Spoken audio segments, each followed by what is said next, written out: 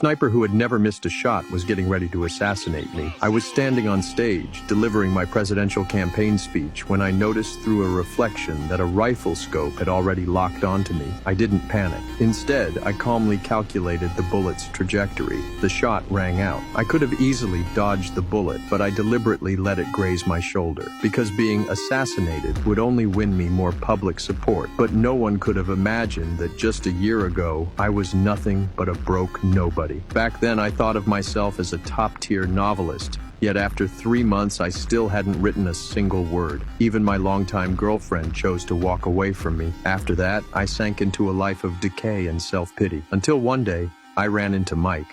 At my lowest point, he made me believe there might still be hope. Mike had suddenly risen to a life of wealth and success. The reason for his transformation was a small, transparent pill developed by his company. And you know how they say that we can only access 20% of our brain? Well, what this does?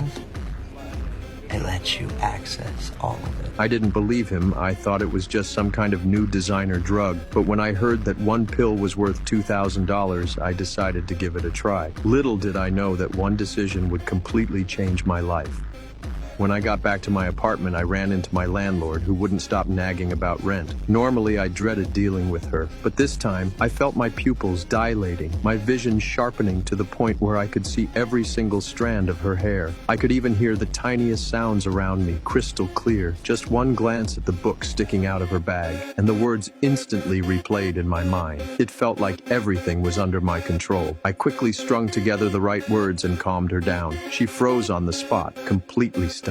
Using what I picked up from the book, I figured out she was struggling with her law school thesis. I pointed out directly that the book she was relying on wasn't suitable because it had actually been written by the author's assistant. Almost instantly, her anger melted into admiration. Not only did she waive 3 months of my rent, but she even gave me an unexpected bonus. I never imagined that one pill could give me a brain like a supercomputer. Ideas started pouring in like a flood. The novel I hadn't been able to write in 3 months, I finished half of it in just 2 hours. The next day, I rushed my manuscript to the publisher. The editor looked at me with disdain, but I was no longer the man I used to be. I was confident that once she read it, she'd be hooked. Sure enough, when I got home, there was already a voicemail waiting for me.